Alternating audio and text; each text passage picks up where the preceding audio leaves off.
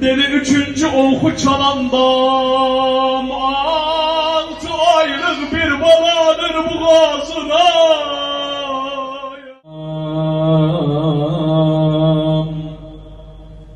Lay lay lay lay ederim, hoş bulurum. Keşke gözün kör olaydı harmele, bele yavru balan ey batırdı kana bele. Dil açmadan nene demeden, ben diyerdim olasan haraş belerem.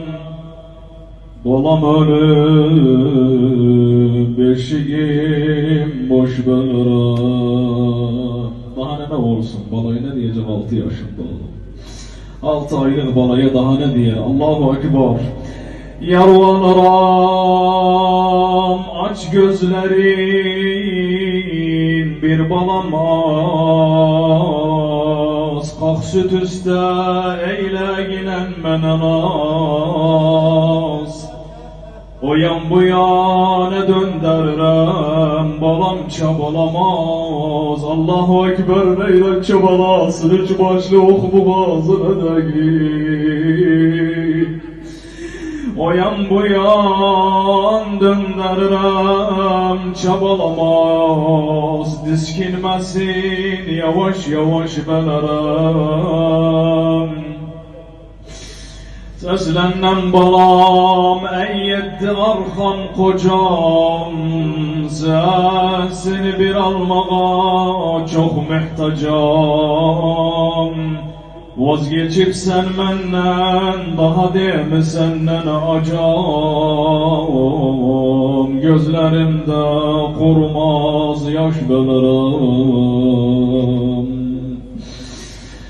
Vazgeçip sen mene etmisen naz, yarvalıram sana olmuzan razı.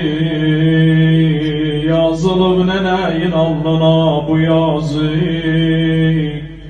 kumatın kucaklaram bir baş belerim. Kalk nene ölsün yeriye ben diyerim. Beklerdim sen elime ulaşasan, gözüm görsün karşımda dolaşasan. Ben ne bileyim alkana bulaşasan, yüreğimde yanar ataş, kalma belerem. Keş yeriye nene ölsün diyerim. Civan balam sineyden, balam seniden gevlim hoştu. Sensiz ciğerim yanmağa tuştu. Demesin, Allahu Ekber, vallahi çok zahmetli. Demesin bir kimse, beşiğin boştu. Beşiğe bir taş koyaram belerem. Yani balam beşiği belerem demesin de bunun balasını da öldürdüler. Allahu Ekber, bu balanın suçu neydi ya baba Abdullah? Bilisiz harmele, Allah lanet etsin özünü, 100 metreden bir şeyi nişan alsaydı vurardı. Muhtar 25.000 denenin başını gönderdi İmam-ı Zeynel Abidin için. İmam Risale yazdı özcü ya muhtar, ama harbelerin başını görmürem hanım onun başın. Muhtar oturabilmirdi, kalktı dedi düşün çöllere, o yana bu yana. Yemen istirem bilin bu harmele neyliyim, ele imamın yüreğini dağlayayım, bana 3 kere Risale yazıp aya harmeleye neyledi. Getirdiler harmelanı, dediler bişara ya emir. Getirdik harmelanı, dedi bilginen. Sen ihtiraf etse yetmez ey, ben seni başı vuracağım. Dedi vay olsun sana, sen bana selen edip sen imam 3 kere bana risale yazır ay mel'un. Aya göre sen bu ağanın nece ciğerini dağlayın. Dedi ya muhtar, ben bilmem sen beni öldüreceksin. Ama Aşura günüm bana 4 ok verdiler. Diyeyim sana bunları neyledim. Dedi ne ettin? Dedi birinci oku Ebel Fazl'in sağ gözüne çaldım. Daha gözleri görmürdü. Dedi ikinci oku koydum kemane. Hüseyin düşende yere bir bala kaçtı, Abdullah ibn Hazal kaçtı, Hüseyin'in köşk üzerine düştü. Şimdi dedi ya la'in, öldürmeyin ammimi, bizi yetim koymayın ayan.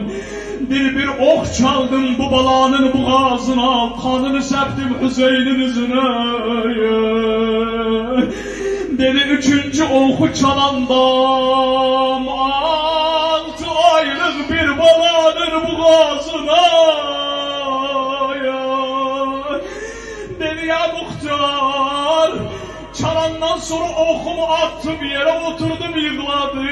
İbn-i Sa'd dedi neden yıkılsan? Dedi ya İbn-i Sa'd, görmüşsen baba nece babasını kucaklayıp, babacan ben sana kurban olarım eyvay.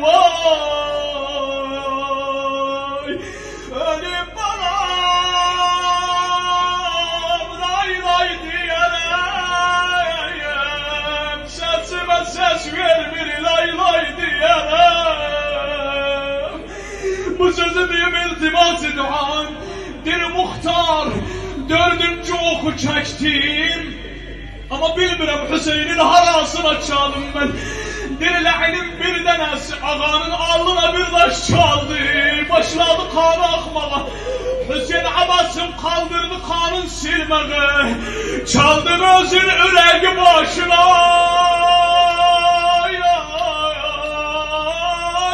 Bir oku çıkarda bilmədi. O yan ediri bu yan ediri. Bir gördüm Hüseyin ardından oku çıkarttı. Kalbinin parçası çıktı özünden Hüseyin. Eyvah eyvah eyvah eyvah. Düşüp çıbalan geleni yok, gideni yok.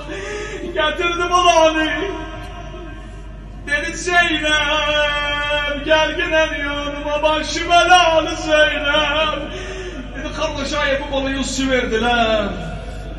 Ama Hüseyin salamullahi aleyh cevabını vermedi. Dedi kardeş ege bu balayı su veripseler. Dedi kardeş valla and olsun ege biraz o su kalıpsa bana da ver gider. Valla benim de ciğerim yarım susuzdu.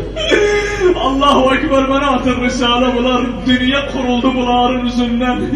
Aya böyle oldu, o yanaktarla bu yanaktarla bir içim su yoktu. Ama Abdillah Abbas altından çıkardı bacı Zeynep parginar. Benden esinden utanır ayam. Zeynep getirdi özün Abbas altından. Girdi heybeye, baktıra baba hele bir eşi gibi.